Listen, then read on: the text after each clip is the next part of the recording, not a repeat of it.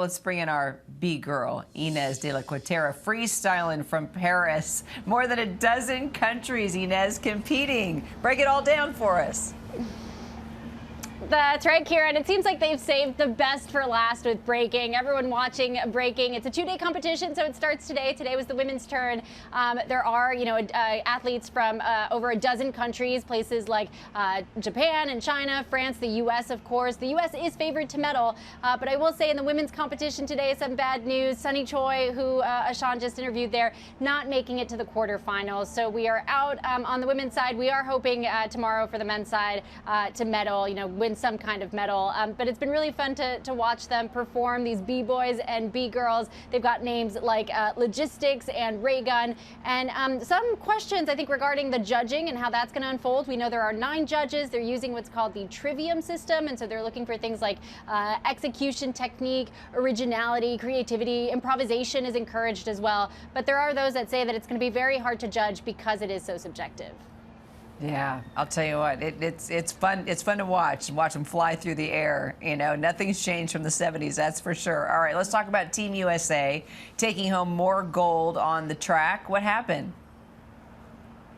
Yeah, very exciting day on the track for women. So it was the 4x100 meter final, and we got to see big stars there working together. So Gabby Thomas, Sha'Carri Richardson winning the gold for Team USA. And I will say that last pass wasn't exactly a clean pass. So Sha'Carri did have some ground to make up for Team USA, but she did pull through and she did help Team USA clinch the gold. So that is very exciting.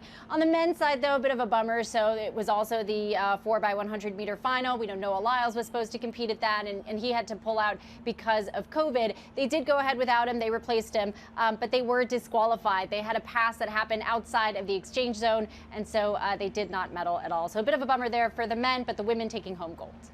Yeah, you mentioned Noah Lyles. I mean, that was tough to watch when he got the bronze. I mean, running that race with COVID and then having a hard time breathing when he was finished. So what's the word with COVID just spreading throughout the games as we head into the final weekend? This has not been good. Yeah, so lots of concerns for athletes there. We know, according to the WHO, that at least 40 athletes have tested positive for COVID, but Paris organizers have wanted this to be a return to normalcy, and so they've decided to let athletes decide for themselves whether they want to compete or withdraw from the competitions. So in Noah's case, we saw that he went ahead and competed, still got the bronze. There were some concerns for the other athletes who were on the track with him, as to whether they could have been exposed to COVID, how they felt about it. I will say a number of them were interviewed after that race, and they seemed completely unbothered by it. But Olympics organizers are getting questions about that. They say that they are encouraging people who are testing positive to wear a mask, to wash their hands, to avoid contact with others. But of course, there is some criticism considering they're all, they're in close quarters, competing with each other. They're staying at the Olympic Village. So I think that's a storyline to watch. I think there are going to be more questions regarding, how they're handling COVID at the Olympics. All right, we'll track it. Appreciate you. Thanks, Ines.